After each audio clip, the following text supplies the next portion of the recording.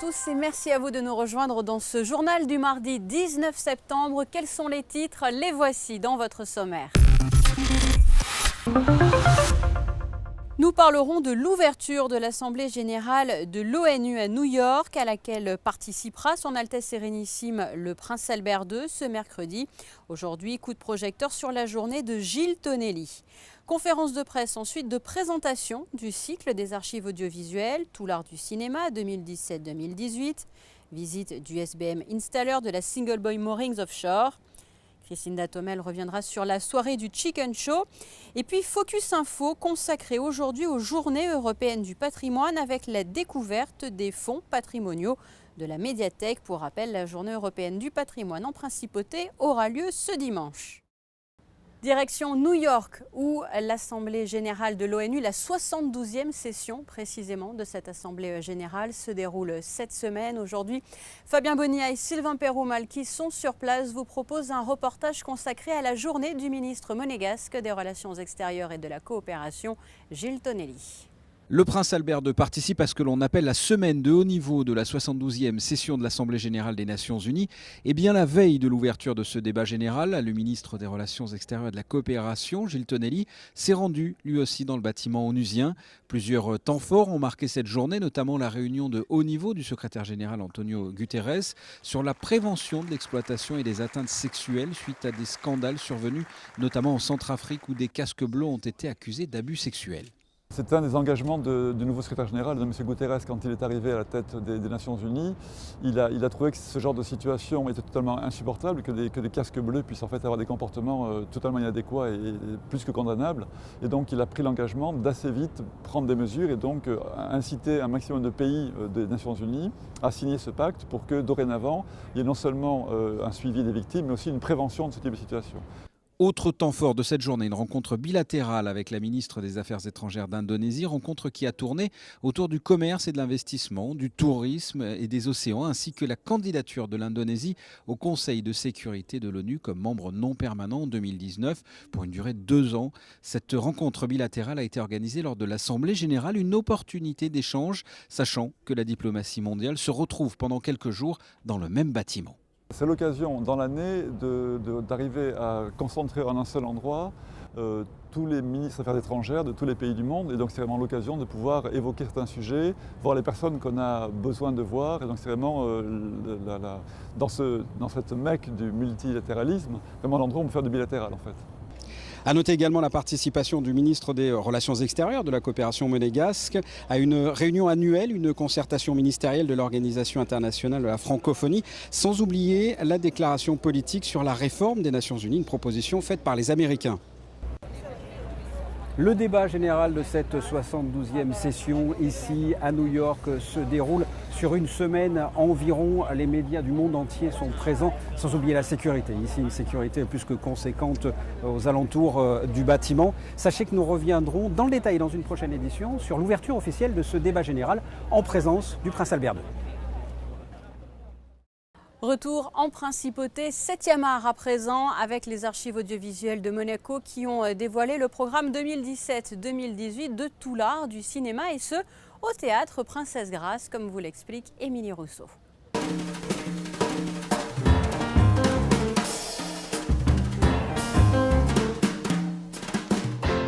C'est une nouvelle saison riche en rendez-vous et ponctuée de quelques nouveautés. Les archives audiovisuelles de Monaco ont lancé leur 14e saison de tout l'art du cinéma. Au programme, des films cultes, mais également des productions peu connues qui méritent une attention tout aussi particulière. Vous l'avez vu, Orange Mécanique, cultissime, mais pas tant que ça sur grand écran, La Fureur de vivre, À bout de souffle, des films qui sont, ou bien Plein soleil, qui sera notre grand film restauré de l'année, des films connus en effet, mais comme vous le disiez, des cinématographies qui méritent un coup de projecteur ou des cinéastes qui sont passés de mode peut-être et dont on a plaisir à montrer les films. C'est le cas de Jacques Becker, c'est le cas de Lino Brocca, c'est le cas de Vera Chytilova, avec ce pari de faire découvrir au public un autre cinéma que celui qu'on a l'habitude de voir dans les grandes salles ou bien à la télévision.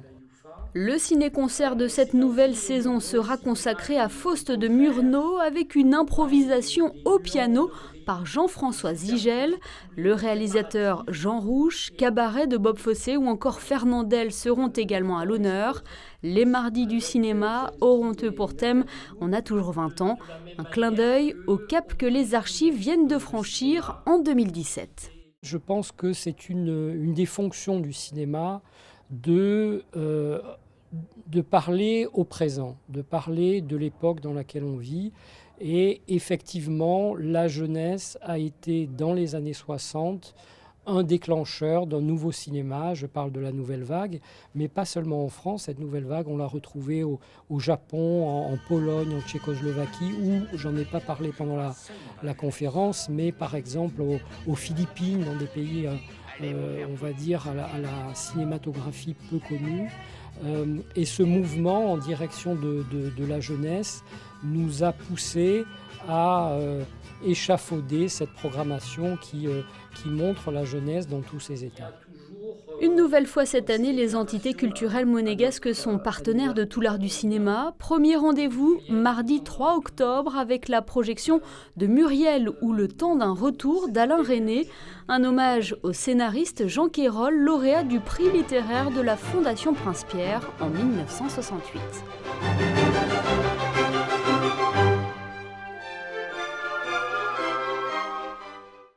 Vous l'avez peut-être vu amarré à la nouvelle digue du port Hercule. Le SBM Installer était en escale en Principauté. Il est l'une des dernières unités de la flotte de la SBM, de la Single Boy Moorings. Comme vous l'explique Patricia Navarro, les images sont signées Serge Prémont. Il a été conçu à Monaco, dans le quartier de Fontvieille où se trouvent les bureaux de la Single Boy Moorings Offshore, avant d'être construit en Asie. C'est en quelque sorte un retour aux sources pour le SBM Installer qui vient de faire escale à Monaco. Long de 111 mètres et large de 25 mètres, il abrite des technologies de pointe. On est parti de zéro, de quelques plaques d'acier. Et voilà, le bateau a été construit, du coup conçu à Monaco, mais a été construit à Singapour. Alors on a pris un peu plus d'1 an et demi en fait au bureau pour définir exactement ce qu'on souhaitait, pour contacter les fournisseurs d'équipements principaux, pour vraiment définir la spécification technique du bateau, faire les appels d'offres et discuter avec les différents chantiers. Et après la construction elle-même, à partir de la signature du contrat, a duré 2 ans et demi. Donc c'est 4 ans de travail en fait à peu près du premier coup de crayon jusqu'à la livraison du bateau. Le cœur d'activité de la SBM Offshore est la conception, la construction et l'installation de solutions flottantes pour l'extraction et le stockage de pétrole.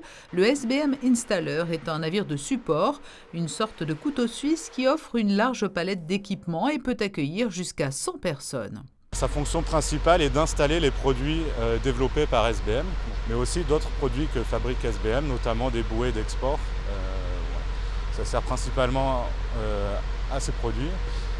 En plus de ça, on a d'autres contrats pour occuper le bateau le reste de l'année. Donc voilà, des projets de construction, de plongée, beaucoup de projets variés. Il a été construit à Singapour. À la suite de ça, on a fait pratiquement le tour du monde, beaucoup en Afrique de l'Ouest. On est allé au Brésil, à Dubaï. Et là, on revient de la Côte d'Ivoire pour aller à Malte. À bord du SBM Installer se trouve un équipement de plongée qui permet de comprimer des plongeurs pouvant descendre en saturation jusqu'à 300 mètres de profondeur et du matériel facilitant des opérations téléguidées jusqu'à 3000 mètres de fond, sans oublier cette immense grue qui peut porter jusqu'à 275 tonnes.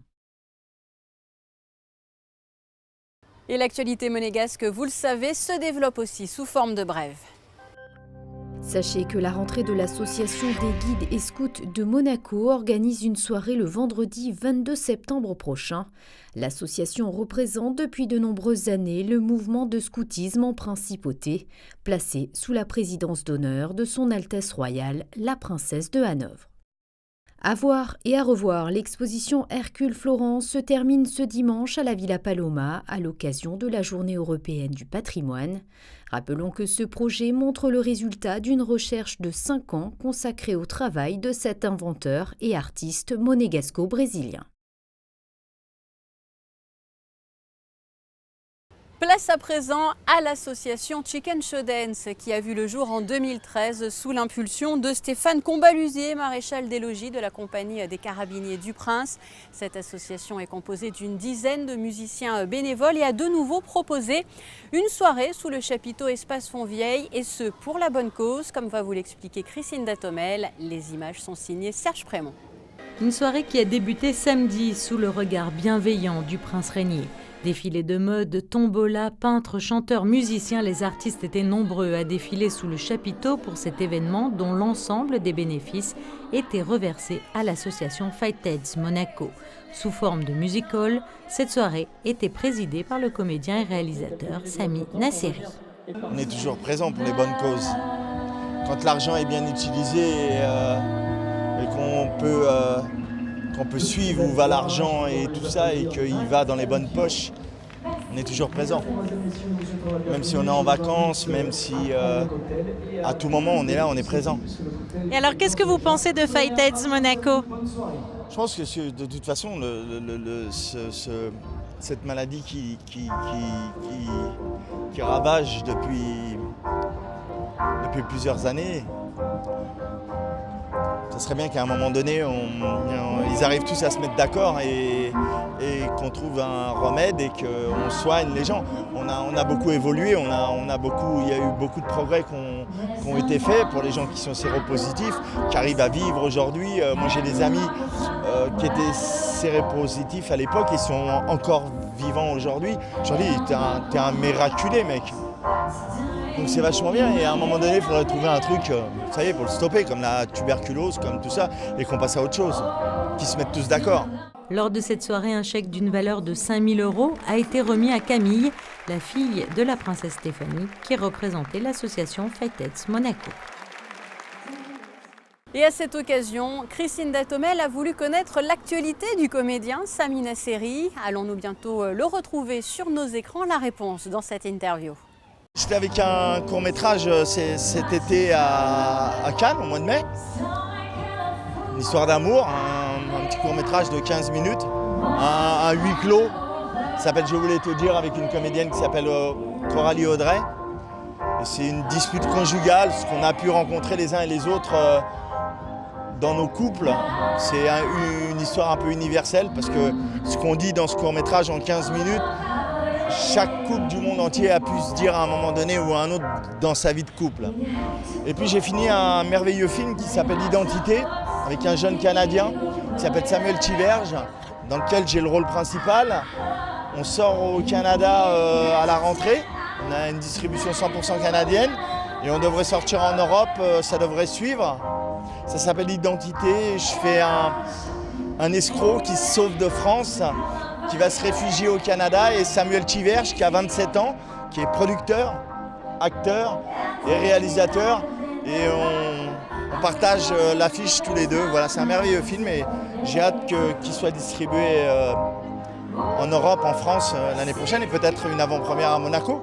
Suite de notre série consacrée cette semaine à la 22e journée européenne du patrimoine. Après l'atelier Folon, Focus Info aujourd'hui sur un autre lieu qui ouvrira ses portes ce dimanche gratuitement au public. Et pour cela, nous allons nous délocaliser. Nous allons quitter le Fort Antoine pour nous rendre non loin de la place d'Armes sur les hauteurs de la Condamine.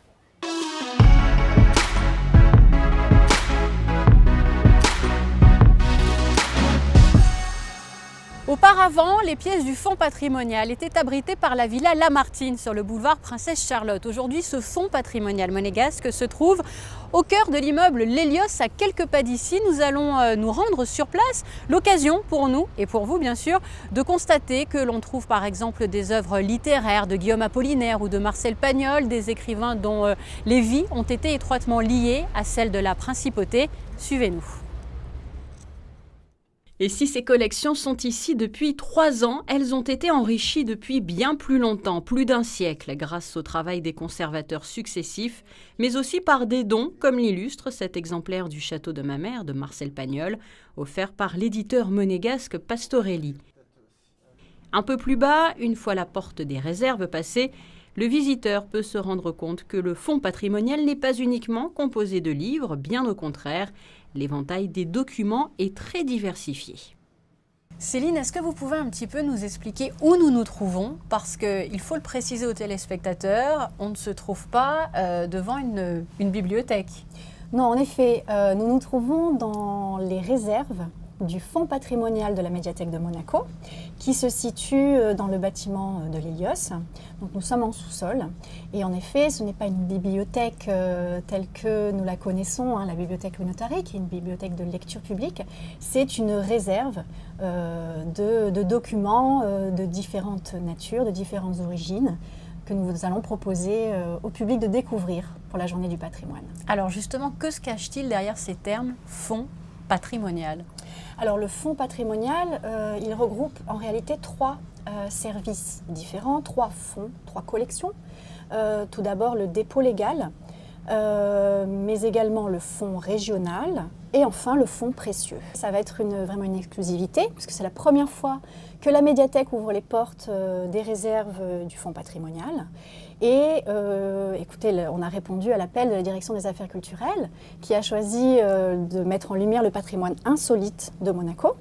Et donc, nous avons choisi ce lieu qui est quelque part insolite parce que voilà, ce sont des lieux habituellement inaccessibles, que ce soit pour des raisons de sécurité et puis bon, même de conditions. Ce n'est pas un endroit qu'on visite. On a décidé également de traduire cette thématique en proposant des documents insolites. Donc l'intérêt, c'est à la fois de présenter au public une partie de ces collections qui sont très riches et très diversifiées, mais aussi de les amener dans un lieu auquel ils n'auraient pas accès en temps normal. Vous l'imaginez, les centaines de milliers de pièces abritées ne pourront pas être en totalité présentées lors des visites guidées du 24 septembre. Une sélection a été réalisée, mais afin de conserver l'effet de surprise destiné aux participants, décision a été prise de ne pas tout vous dévoiler. Voici tout de même un petit avant-goût. Voilà, ça c'est une édition qui s'adressait à des bibliophiles, c'est-à-dire des gens qui aimaient bien sûr le contenu, mais aussi la matérialité du livre et qui appréciaient le travail des artisans qui créaient ces ouvrages. Et donc ces documents font partie des collections du dépôt légal? Oui, absolument. C'est l'imprimeur qui était à Monaco? L'éditeur et l'imprimeur, puisqu'il s'agit enfin en partie en tout cas, puisque c'est la maison Art et Couleur qui s'était chargée d'appliquer les couleurs sur les illustrations.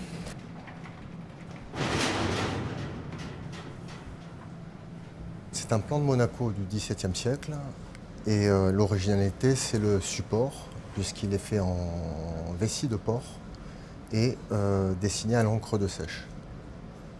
Donc probablement la vessie de porc qui est assez souple servait à pouvoir le rouler et on voit un plan qui a dû servir, je dirais, pour des voyageurs.